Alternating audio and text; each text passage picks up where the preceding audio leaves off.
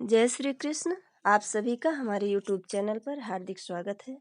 आज की इस वीडियो में आप सभी रसपान करेंगे माता पार्वती की आज्ञा से शनि का अंतःपुर में प्रवेश करने की कथा का वृत्तांत। आइए सुनते हैं। पार्वती जी ने कहा, उसे आने दो वत्स, वह भी सदैव आज्ञा में चलने वाला श्रेष्ठ अनुचर है। विशालाक्ष ने द्वार पर लौटकर कहा, गहेश्वर, तुम माता की सेवा में उपस्थित हो सकते हो।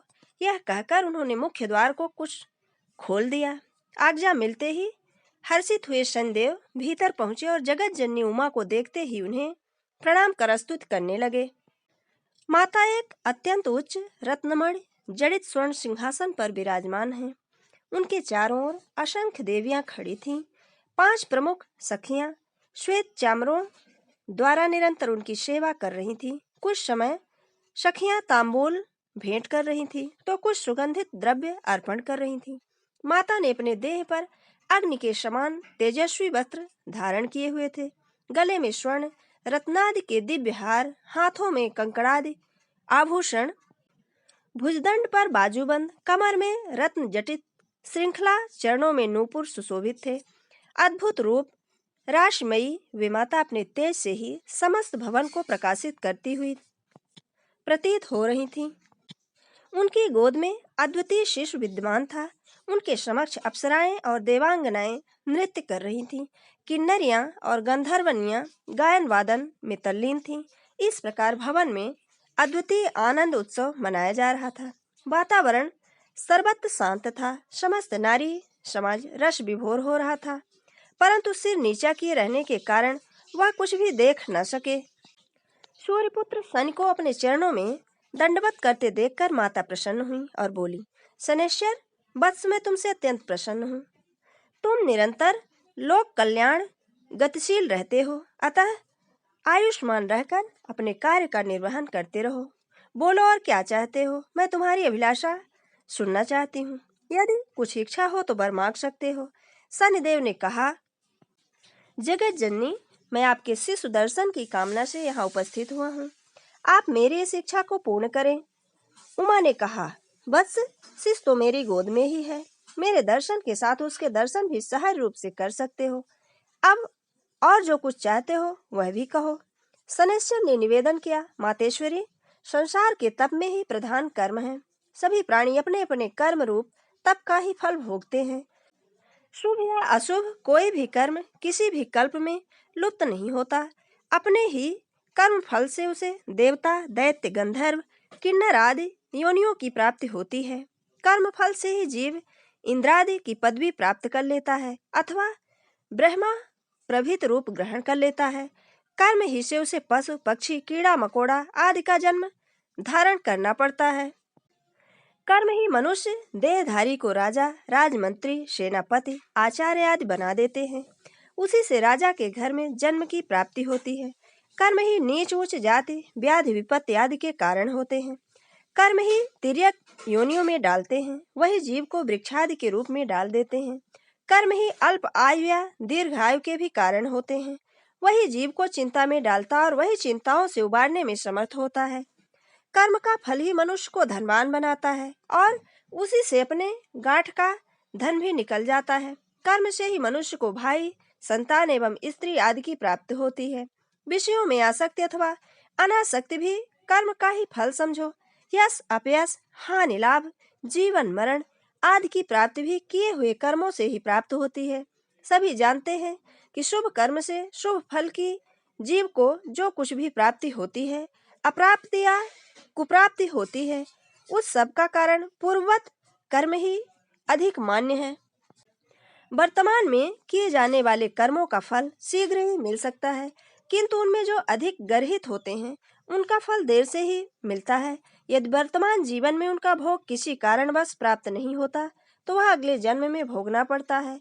हे शिव वल्लभे, यह सब तो मैंने प्राक कथन के रूप में संक्षेप में ही कह दिया। वस्तुतः आप स्वयं ही कर्म फलादि के विषय में सब कुछ जानती हैं, इसलिए मेरी उक्त बातों का आपके समक्ष कोई अर्थ नहीं है। फिर भी किसी प्रसंग को प्रस्तुत करने के लिए उसका पूर्व रूप ही कहना होता है। अब आप एक अत्यंत गोपनीय और महत्वपूर्ण इतिहास सुनिए। यद्यप वह न कहने योग्य इतिहास माता के समक्ष लज्जाजनक भी है, तो भी उसे कहना होगा। मातेश्वरी, मैं आरंभ से ही भगवान श्री कृष्ण का भक्त रहा हूँ तथा मेरा मन सदैव उनकी भक्ति में, उनके चरणारविंदों में लगा रहा। विषयों से विरक्त रहता हुआ मैं पूर्ण रूप से तपस्वी बन गया, किंतु उस समय वह तपस्या समाप्त हो गई जब मेरा विवाह हो गया।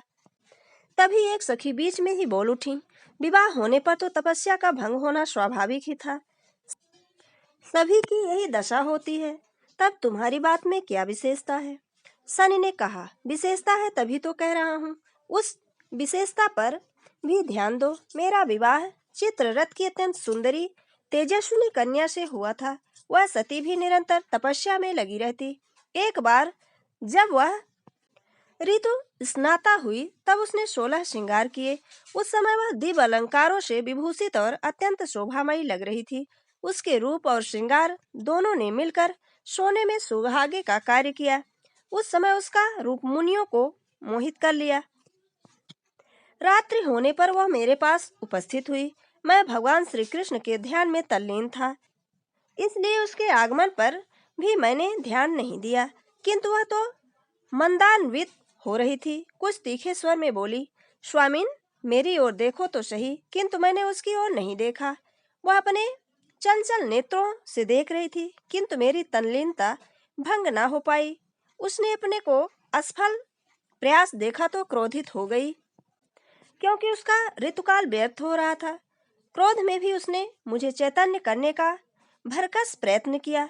जब वह मेरा ध्यान भंग करने में सफल नहीं हो सकी, तब सहसा कामवती कह बैठी, अरे मूढ़, तूने मेरी ओर देखा तक नहीं, इस कारण मेरे ऋतुकाल की रक्षा नहीं हो सकी, अर्थात मेरा ऋतुकाल व्यर्थ ही जा रहा है। इस कारण अब तू जिस किसी को भी देखेगा वह अवश्य ही नष्ट हो जाएगा। उसका साप मेरे कानों में पड़ा, जिससे मेरा ध्यान भंग हो गया।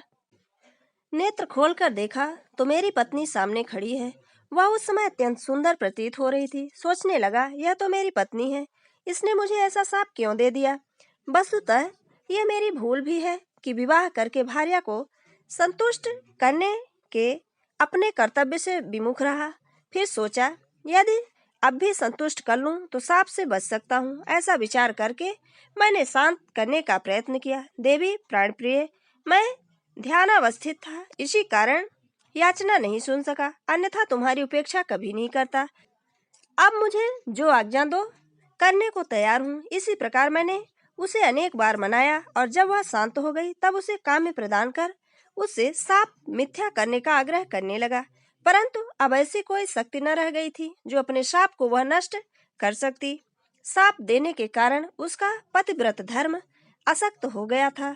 उसने बहुत पश्चाताप करते हुए कहा भी था कि मुझसे बड़ी भूल हुई, मैं चाहती हूँ कि मेरे द्वारा दिया गया शाप नष्ट हो जाए, किंतु शाप नष्ट नहीं हुआ। ऐसा ही समझता हुआ मैंने उस दिन से किसी की भी ओर आंख उठाकर नहीं देखता, क्योंकि आंख उठाकर देखने से न जाने किसका हित हो जाए। लोक कल्याणार्थ ही मैं सब समय अपना मस्तक झुकाए रखता हूँ। इसी कारण से हे जगत जननी, मैं आपको या आपके शिष्य को नहीं देख सकता था। शनि को प्राप्त शाप और उसके कारण सदैव मुख को नीचे किए रहने की बात सुनकर पार्वती जी हंस पड़ी।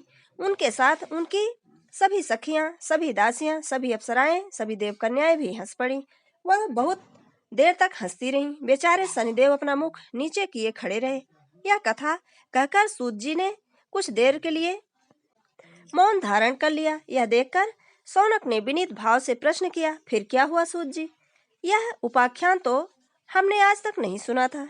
इस प्रकार के गोपनीय रहस्यों को बताने में ही आप सक्षम हैं। कृपा करके इसको पूर्ण करने का कष्ट करें। आगे का वृत्तांत हमारी अगली वीडियो में। अगर आप हमारे चैनल पर नए हैं तो चैनल को सब्सक्राइब जरूर करें, और हमारा ये वीडियो अगर आपको अच्छा लगे तो लाइक कर मित्रों के बीच में शेयर करना बिल्कुल ना भूलें। जय श्री कृष्ण। धन्यवाद।